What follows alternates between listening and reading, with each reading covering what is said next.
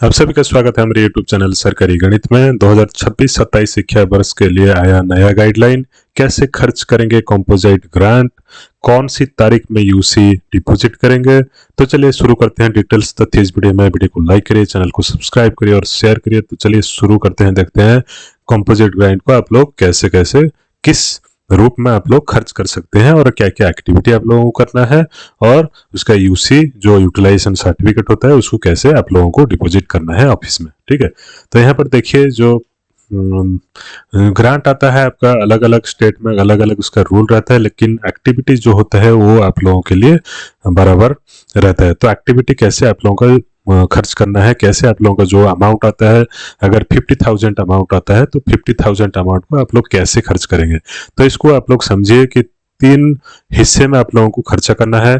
ठीक है, कैसे खर्च करेंगे ना, पहला आप लोगों को 40% खर्च करना है, उसके बाद आप लोगों को 30% खर्च करना है, उसके बाद फिर आप लोगों को 30% खर्च करना है। तो टोटल कुल मिलाकर आपका जो ग्रांट होगा उसको 100% अर्थात पूर्ण खर्च करने के लिए 3 स्टेप में आप लोगों को खर्च करना है। ठीक है, तो पहला खर्च करने के लिए आप लोगों को क्या क्या खर्च करना पड़ेगा देख लेते हैं। तो पहला जो 40% अमाउंट होता है, अगर आप 50,000 को पकड़ कर चलें तो 50,000 का आपका जो 40% होता है वो कितना होता है ना, आपका 20,000 होता है। तो ये जो 20,000 होता है इसको 4 भाग में आप लोगों को डिवाइड कर लेना है, अर्थात 5,000 का डिवाइड कर लेना है और उसी हिसाब से आप लोगों को क्या करना है ना, काम कर लेना है। ठीक है, 5,000 ठीक है।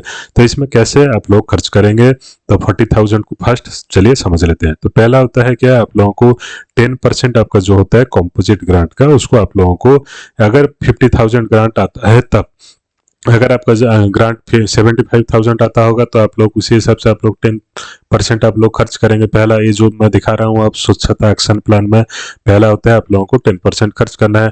तो उसमें क्या क्या आता है, maintenance for provision of safe drinking water आता है।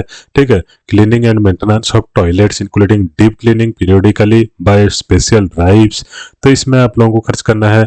उसके साथ साथ आप लोगों को water sanitation hygiene wash infrastructure in consultation with your senior consultant, ठीक है, जो आपका टेक्निकल कंसल्टेंट होते हैं उनके साथ भी कंसल्ट करके आप लोग कर सकते हैं। हैंड वॉशिंग, उसके साथ साथ आपका जो behavioural change activities like dustbin होता है, segregation of dry waste wet waste, ठीक है, तो अलग अलग से आप डस्टबिन भी बना सकते हैं उसके लिए। देन आपका ये जो पहला पॉइंट में गया आपका 10% में आप क्लीनिंग के ऊपर काम करेंगे। सेकंड जो 10% होता है आप लोग कैसे करेंगे ना, repair and maintenance of digital device.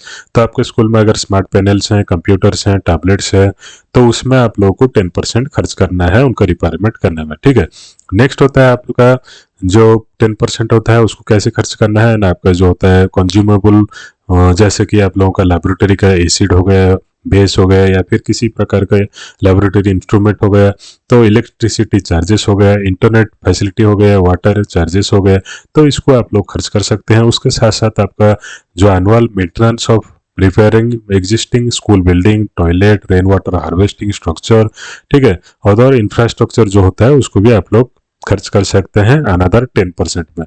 ठीक है, अनदर 10% आप लोग ले लेंगे तो उसमें आप लोग खर्च कर सकते हैं। जैसे कि उसमें 10% चला गया तो आपका कितना हो गया, 30% के आसपास हो गया। उसके साथ साथ आप लोगों का वहाँ पर TLM भी बना सकते हैं, बच्चों के लिए टीचिंग एड्स बना सकते हैं, टूल्स बना सकते हैं, तो ये सब काम कर सकते हैं आपका जो एक्स्ट्रा 10%। तो इसमें 10% आ गया। ठीक है, 30% हो गया कुल मिलाकर। उसके साथ साथ आप लोगों का जो FLN चलता है, फाउंडेशन लिटरेसी एंड न्यूमरेसी जो चल रहा है, NEP से MLE चल रहा है, तो उसमें भी आप लोग supplementary grade appropriate reading materials भी आप लोग बना सकते हैं, उसमें 10% खर्च कर सकते हैं। तो इसमें पहला तो 10% क्लीनिंग लेस में, दूसरा 10% डिजिटल डिवाइस या फिर इंफ्रास्ट्रक्चर में, तीसरा 10% आपका जो होता है TLM के लिए कर सकते हैं, फोर्थ 10% आपका जो होता है FLN में कर सकते हैं। तो ये कुल मिलाकर 40% जो होता है फर्स्ट फेज का आपका कंप्लीट हो जाता है। तो ये फर्स्ट फेज का 40% कंप्लीट होने के बाद आप लोग क्या करेंगे ना, यूसी सबमिट करेंगे, फर्स्ट फेज का यूसी। तो कब तक सबमिट करेंगे, 30 सितंबर। ठीक है, 30 सितंबर के बाद आपका कंप्लीट हो जाता है, तो उसको आप लोग 15 अक्टूबर तक आप लोग 2026 तक आपके कंसर्न ऑफिस में लेकर यूसी डिपॉजिट करना है। नेक्स्ट होता है आप लोगों का जो नेक्स्ट 30% जो रह जाता है, नेक्स्ट 30% अमाउंट हो 31 दिसंबर तक आप लोगों को खर्च करना है, और उसका यूसी आप लोगों को कब तक देना है ना, 15 जनवरी को देना है। उसके साथ साथ आपका जो बैलेंस 30% रह जाता है उसको आप लोगों को मार्च एंड तक देना है, जो कि आप लोगों का सेशन एंड होने तक आप लोगों को देना है। ठीक है, तो ऐसे करके आपको 100% अर्थात जो फंड आता है उसको डिवाइड करके 3 फेज में आप लोगों को कंप्लीट करना है, और एक ही साथ ही कुछ भी नहीं करना है। और जो इस लेटर में लिखा गया है, या फिर आपका जो कंसर्न डीओ या बीओ का लेटर आता है, उसको कंसर्न डीओ बीओ के लेटर के हिसाब से आप लोगों को काम करना है। अदरवाइज डेविएशन करने से आप लोगों को ऊपर एक्शन हो सकता है। और एक बात भी लिखा गया है, अगर सिविल रिलेटेड एक्टिविटीज होता है अमाउंटिंग 50,000 और मोर, अगर 50,000 के ऊपर से या ज़्यादा उसके ऊपर अगर आप लोग सिविल एक्टिविटी करते हैं, बिल्डिंग कंस्ट्रक्शन या बिल्डिंग रिपेयरमेंट या फिर किसी प्रकार का सिविल वर्क करते हैं, तो आप लोगों का जो कंसर्न बीओ होते हैं तो उनसे भी आप लोगों का काउंटर सिग्नेचर जरूरी होगा। उसके साथ साथ टेक्निकल कंसल्टेंट जो होते हैं, टीसी होते हैं, तो उनको भी आप लोगों का परमिशन लेना जरूरी है।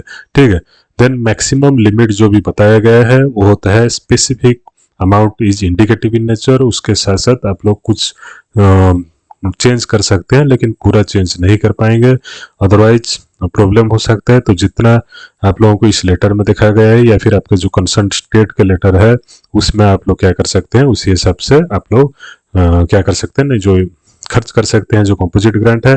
तो इसको मिनिमम आप लोग खर्च करते रहेंगे, अर्थात ये जो एनुअल ग्रांट आता है, एनुअल ग्रांट का मतलब ही होता है कि आप साल भर उसको खर्च करते रहें स्कूल के डेवलपमेंट में। जो बेसिक ह्यूमैनिटीज है, बेसिक के लिए आप लोगों का जो बेसिक इंफ्रास्ट्रक्चर हो गया, ठीक है, बेसिक क्लीनिंगनेस हो गया, बेसिक टॉयलेट फैसिलिटी हो गया, तो बेसिक फैसिलिटी के लिए आप लोगों के लिए ये ग्रांट आता है। तो बेसिक फैसिलिटी कैसे इंप्रूव करेंगे, तो इसमें आप लोग काम कर सकते हैं। इसमें थोड़ा बहुत बदलाव कर सकते हैं, लेकिन जो सिविल वर्क होता है, सिविल वर्क अगर 5,000 से ऊपर हो गए तो उसमें आप लोग चेंजेस नहीं कर सकते हैं, तो प्रॉब्लम हो जाएगा। अगर चेंजेस करना चाहते हैं तो आपके जो कंसल्टेंट होते हैं या फिर बी ऑफिस में आप लोग बातचीत करके उसको चेंज कर सकते हैं, और इसको आप लोग काम खत्म होते ही आप लोग का यूसी जो है सबमिट कर देना अच्छा रहता है। ठीक है, तो इसमें आप लोग टीएलएम करिए, आपका जो स्कूल का टॉयलेट या ड्रिंकिंग वाटर जो फैसिलिटी है उसको कंप्लीट करिए। ठीक है, ये सब करने से आप लोगों का जो मिनिमम बेसिक नीड होता है स्कूल का वो इम्प्रूव हो जाएगा। ठीक है, तो वीडियो को लाइक करिए, चैनल को सब्सक्राइब करिए, शेयर करिए, और भी बहुत सारी वीडियो हमारे चैनल में अवेलेबल है, NPS related, UPS related, government service related, DA के रिलेटेड, 8 पे के रिलेटेड।